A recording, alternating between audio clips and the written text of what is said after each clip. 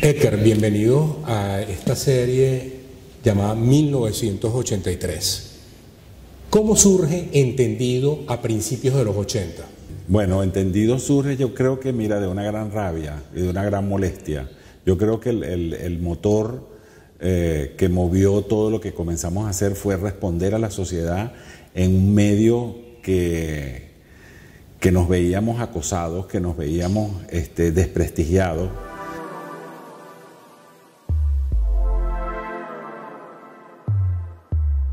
Comenzamos a reflexionar de que nosotros no podíamos continuar soportando lo que los medios de comunicación todos los días, El Mundo por la tarde publicaba.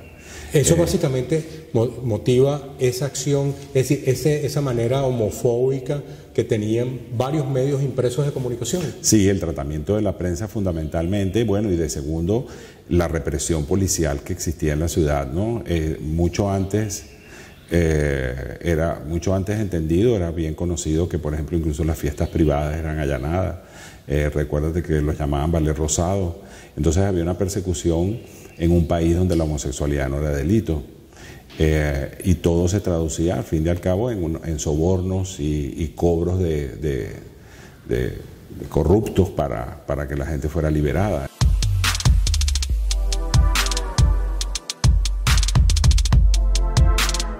¿Qué delitos se llegaba a imputar o señalar por parte de las autoridades policiales?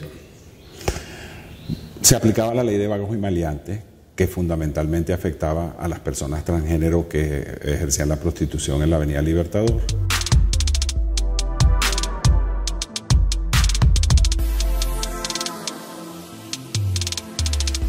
¿Cómo era la Caracas de esos principios de los años 80 con respecto, y me refiero a Caracas, a la sociedad venezolana en su conjunto, con respecto al tratamiento de lo que hoy llaman la comunidad LGBTQ?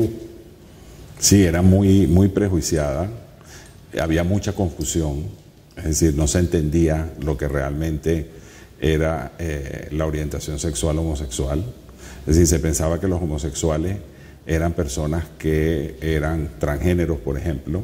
Ese era otro asunto que debimos abordar en la revista a través de entrevistas con sexólogos venezolanos como Fernando Bianco, con quien tuvimos que entablar un debate sobre un asunto que continuaba siendo, pero una gran confusión que había. Asumir que la homosexualidad era una enfermedad. Asumir que la homosexualidad era una enfermedad, asumir que la homosexualidad era un pecado, que era ilegal. Por eso es que había, y eso no solamente pasaba en Venezuela, y eso pasó en todas las grandes ciudades donde el movimiento se aglutinó y respondió, el llamado orgullo, que a pesar de que era un tanto contradictorio, se debía entender como un asunto que era para fortalecer la autoestima de la gente. Sin embargo, yo creo que el movimiento evolucionó a la diversidad, que me parece más interesante.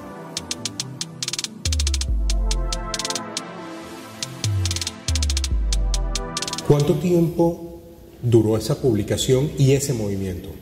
Aproximadamente 3 años. Es decir, en el 83 sale la última edición. Nosotros comenzamos a reunirnos y a reflexionar sobre la necesidad de comunicarnos, como a finales del 79, que fue la época en que Luis Herrera ganó las elecciones, que un gobierno conservador copellano... la democracia cristiana. La democracia cristiana entró en el poder. Y en los 80 comenzamos a definir la necesidad de comunicarnos con la gente y no sabíamos cómo. Había mucho secretismo, muchos problemas para ingresar a los bares. A los bares se ingresaba con una casillita que se abría así y se miraba a ver quién estaba allá afuera. Así que era muy problemático comunicarse con la gente. Entonces todo se relacionaba a tragos y sexo.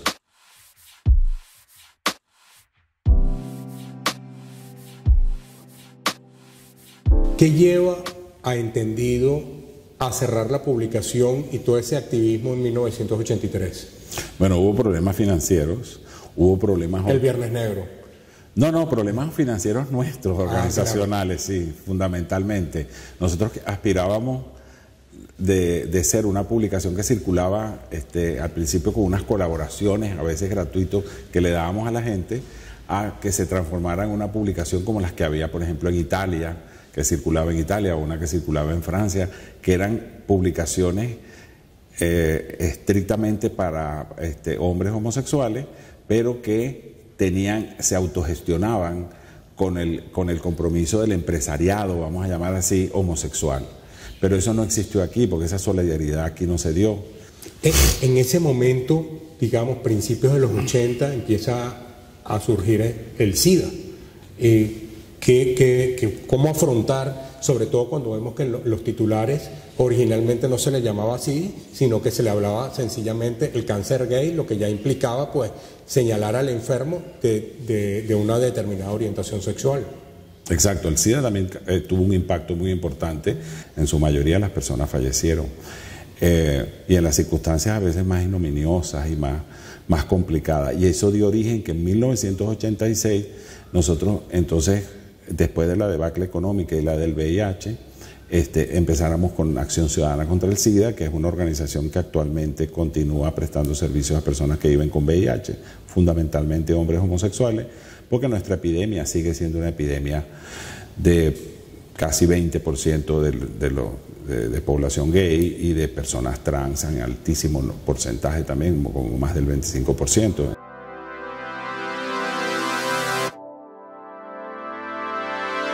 Pasados 40 años de la última edición de Entendido, ¿cómo percibes a Venezuela, a Caracas, frente a lo que están dando en este momento distintas organizaciones por el tema de la reivindicación de derechos para la comunidad LGBTQ? Yo diría que hay un rezago, y hay un rezago que se traduce en la implementación de las leyes y de las decisiones de los tribunales, sobre todo porque yo veo que hay una tremenda fragmentación, hay un problema aún no superado, que fue el que nosotros tuvimos y por eso desaparecimos, que es el de la fortaleza organizacional. No hay un espacio dentro del sector privado y el sector público que reconozca, por ejemplo, la igualdad y la orientación sexual o la identidad de género o la expresión de género dentro de los propios mecanismos que tienen de participación los seres humanos en todos los eventos que los congregan, por ejemplo, dentro del sector privado.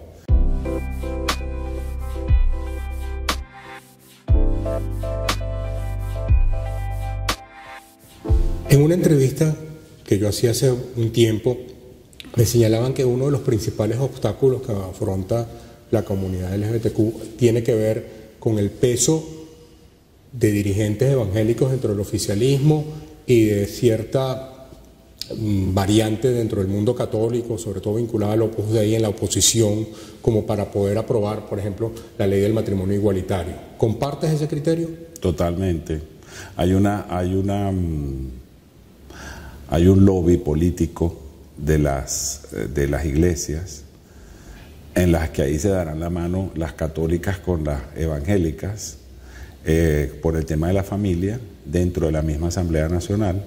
Hay un fuerte posicionamiento de la agenda de estas iglesias de decir que la identidad biológica es la que está reconocida en la Constitución. Me comentaste al inicio que la razón por la cual un grupo de personas en 1980 se le ocurrió Entendido era por un sentido de rabia.